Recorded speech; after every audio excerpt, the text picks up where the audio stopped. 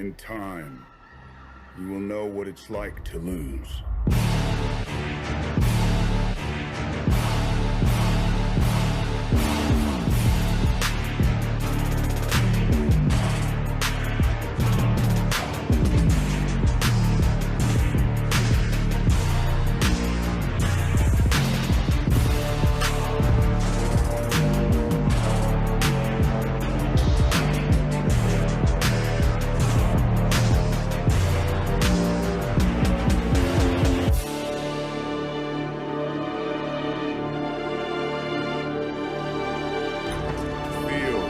Desperately that you're right. It's fair, all the same.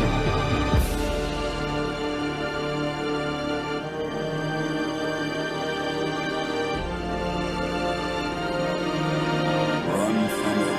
Destiny still arrives. Hey everybody, welcome to Grimsforge Gaming. Today we are going to cover our Thanos build. He is a stamina Necromancer. Let's jump right in. This build is built for Imperial City. There's a lot of mobs down in the sewers and then up in the districts. It's going to be very important that you play this build a specific way, but if you do, you are rewarded. And so let's look at it right now. The very first item that we are using is Thoracions Stranglers. And the Thoracions Stranglers, you can see it here, killing an enemy grants you a stack of Slow's Call for 1 hour, up to a maximum of 50 stacks. Each stack increases your weapon or spell damage by 23, reducing your maximum health by 120, and reduces the effectiveness of your damage shields by 1%. Slow's Call is lost if you remove Thoracions Stranglers, go invisible, or are crouched, or die. You'll lose your stacks like that. So that makes it a little bit risky. But I can tell you, if you get up to full stacks on these, you know, this build will push over 5k weapon damage. And I'll do a screenshot here so you can see the stats of the build without seeing the armor just yet. So, but you can see we're at 2200 stamina recovery. Our weapon damage is over 5k. We could even make our weapon damage more if you wanted to. We are a 7 heavy setup right now, pushing 5k weapon damage. And so if you were to want to run a variance of this build, I'll give you a couple options. But anyways, Thoracions, first item that we're running. If you don't want to run Thoracions, we'll also talk about that. But the second set that we are running is Champion of the Hist, and the 2-piece on this gives us weapon damage. The 3-piece is max stam, 4-piece max stam, 5-piece, which was just added, is max health. And this becomes a very nice set, and you gain minor heroism at all times while you were in combat, generating 1 ultimate every 1.5 seconds. And this actually works out really well, because if you're in a small group of people or a big group right now in Imperial City with the event going on, you're basically always in combat with this setup, with this armor set. And so if you look at those stats, that's pretty nice. I do have my weapon damage glyph on this, an extra 348, which has a really high uptime, and I'm running Nirnhoned on this. I'd definitely say run Nirnhoned on this build. We're trying to push high weapon damage on a heavy armor setup. The next set that we are running is Eternal Vigor. It's too good of a set not to run right now, especially with where healing is at in Stonethorn, and healing started becoming an issue, I guess, back in Greymoor. And so when healing through the battle spirit passive took a hit, this set has become super valuable. You get all the resistant or recoveries that you want. You get max health, and then adds 329 stamina and magicka recovery while your health is above 50%, and adds 987 health recovery while your health is 50% or less. And so you fall under that 50% threshold, you're going to lose the recoveries, but you're going to gain the health recovery and make you that much more tanky.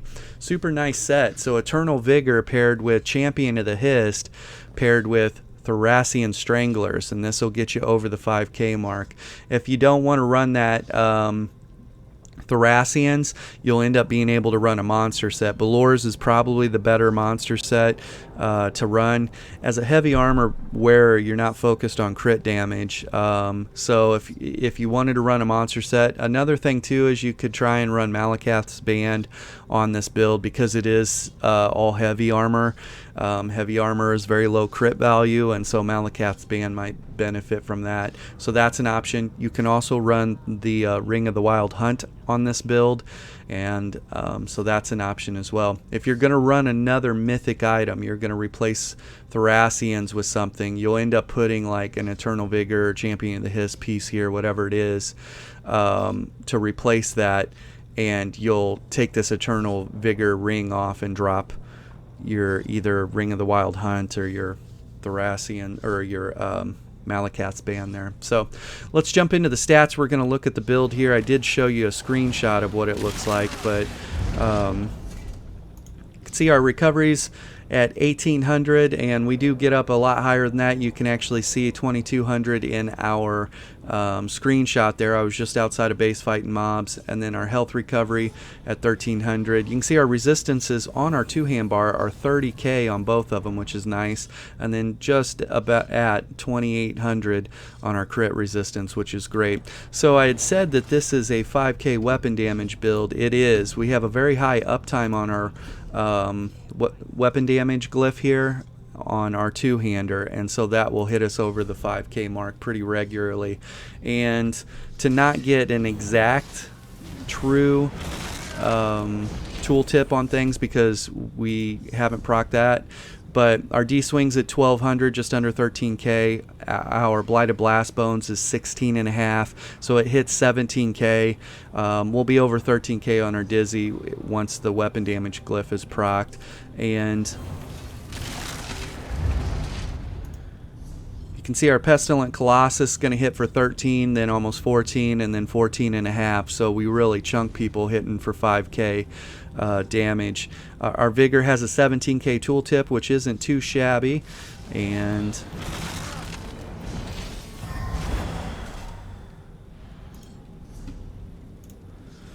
we're running Shield Assault. This is my hard CC, also hits for 6k, and it gives me a little baby damage shield. Not worried about that, but I can use this at point blank range. We've got Spirit Guardian, which throws out 2400 health heal and gives me 10% flat damage mitigation. I've got another 1400 hot coming in from Dead and Pain, and every time I consume a corpse I get major protection from this. And also on this bar we have minor protection at all times with Temporal Guard, and so we got major and minor protection on my back bar. Makes us feel super tanky. And you can see we're running Race Against Time. Just kind of testing this out. Normally I run Channeled Acceleration. I like the 12% or the 12-second uptime to Major Expedition, especially for fights where we're outnumbered. But I'm running this just to kind of test and see how Magicka holds up on this build. We're not addressing our Magicka needs at all on it. We're running Beckoning Armor, and this is going to pull people if they're going to try and hit us from range into us. So if it's a pesky Nightblade trying to bow gank us, or a Mag Blade trying to pop us out of stealth or whatever, normally they're a little bit closer, but anybody that's hitting us from range, it's going to yank them in. Now the bad thing about Beckoning Armor, it does give them CC immunity, which in turn allows me not to use Shield Assault in the fashion that I'd like to line up Burst. But anyways, there that is. I can tell you that Thoracians is fun down here. If you can get up to full stacks, you can see the full stacks right here, Slode's Call. I've got 44 minutes. You'll keep these stacks for 60 minutes total. Now right now it says that I'm at 43 minutes. If I went out into the sewers and killed a mob, it would bump back up to 60 minutes. And so as long as you're not dying, you'll have uptime on this, and don't accidentally crouch or something along those lines. So tooltips are nice on this build. Hits really hard.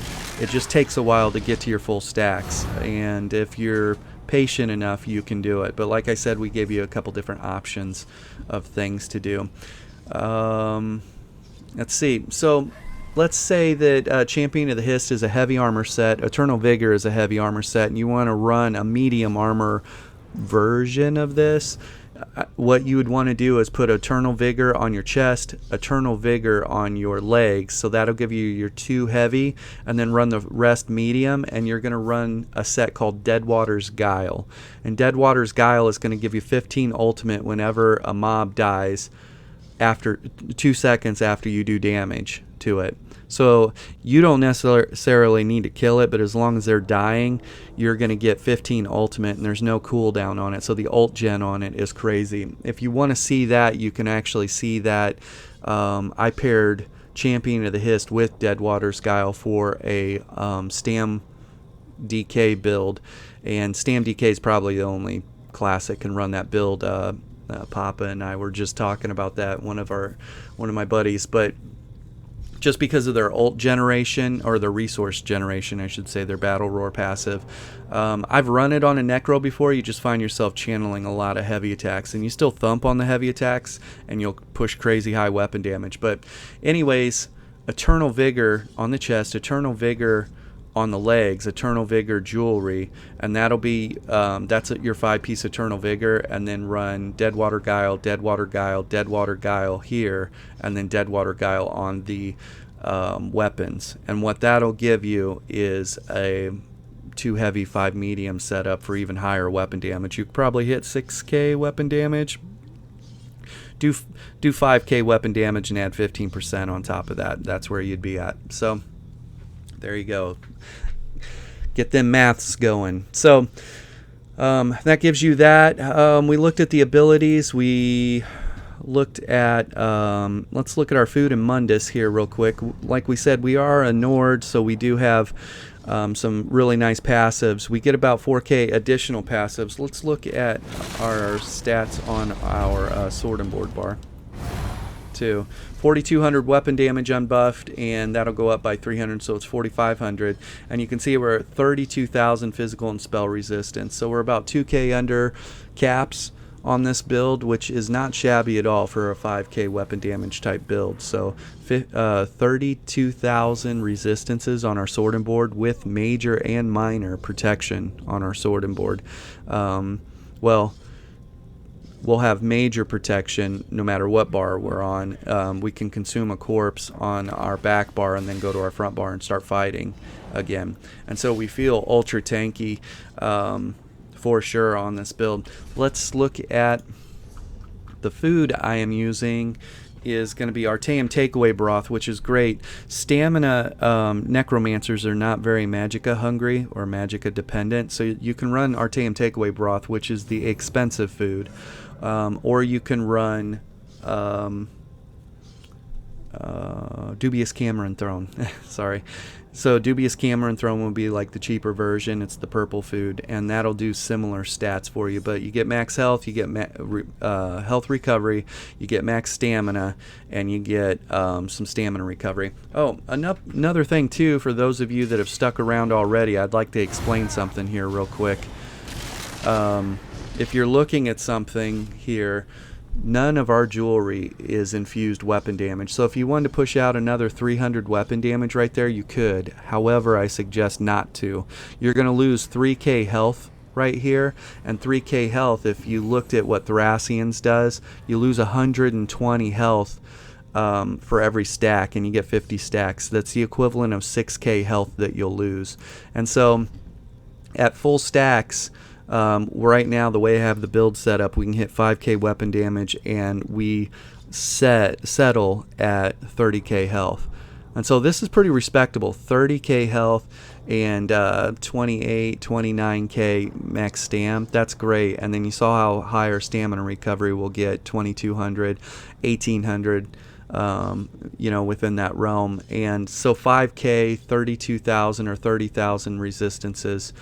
But anyways, if you were to infuse those jewelry, kind of bouncing around a little bit, but if you were to infuse the jewelry, you'd lose 3k additional health on top of this at full stacks of the Thoracians. So that would take you to the 26 to 27k, and if you want to hang out there, that's fine. But it's important that you not die on this build and risk losing all your stacks. So I kind of like where we're at. Let's just stay with the higher health and thump people really hard. And if you can't kill people with 5k weapon damage, then it's not a build problem, right? It's probably a a situational problem, like you're running into situations that you're outnumbered, or it's a you problem, you're not line of sighting or playing the build properly, and it's just going to take a little time for you to grow into it. Also, you can see our physical penetrations at 6,200.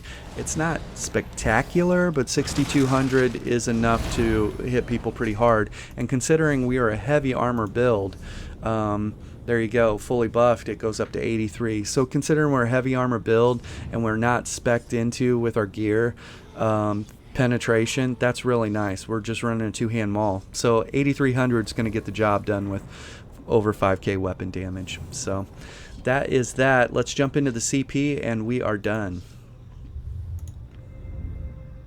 First thing, we have nothing in the apprentice.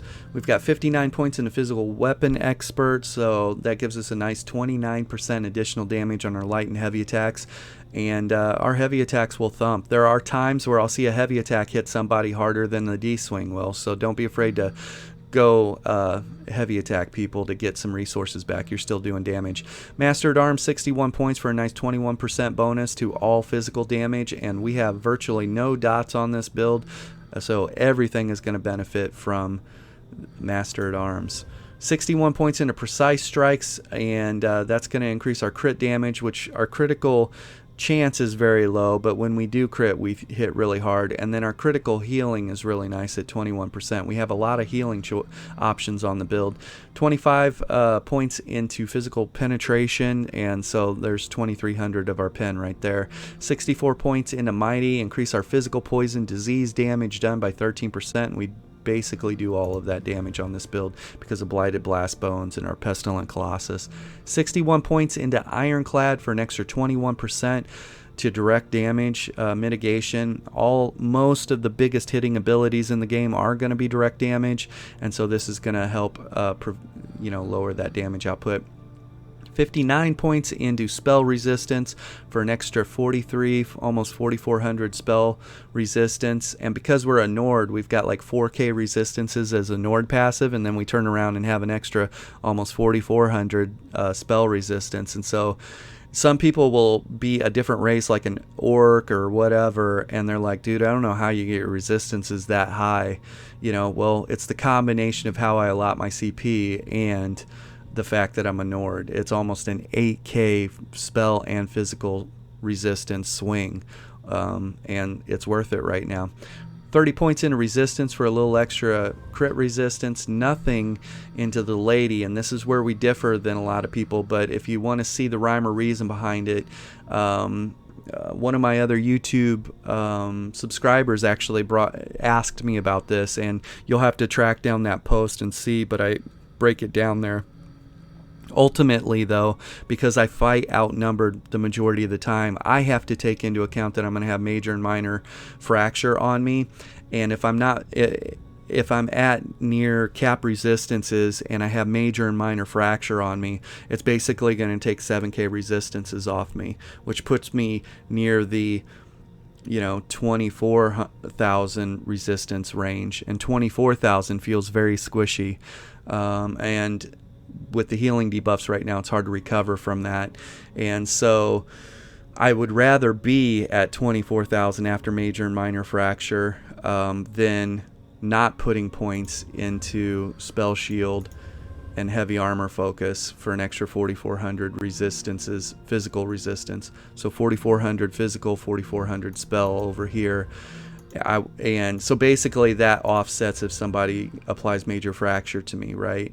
And then minor fracture's going to be the thing. So ultimately, I tested them both a lot, and I just kept coming back to, man, that feels really strong. So quick recovery, 60 points into that to help our healing somewhat. And you can see that there's a little bit of loss in points in it, but it was a point dump for us, so that's okay. 31 points into Warlord. We are going to be CC'd. We will need to break free. 64 points into Mooncalf for an extra 13% stamina recovery, 19 points into Arcanist. I would probably leave these points here for that extra 5% if you're running Channeled Acceleration or Race Against Time, plus your Beckoning Armor as a Magicka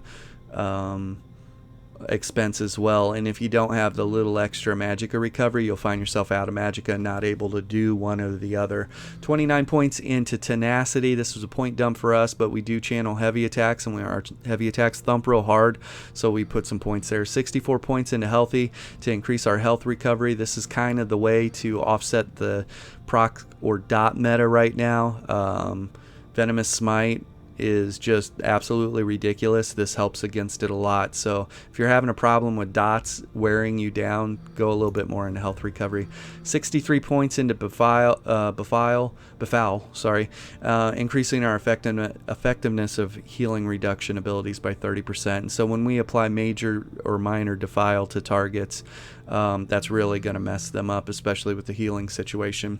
So let's go through real quick and look. Gear, stats, buffed, abilities buffed, food and mundus, and then changes, and then we talked about the CP. So that's the build, everyone. I can tell you Thoracions equates to about, let's do the math here real quick, about 1200, I bet, weapon damage. Let's double check here, waiting on the maths.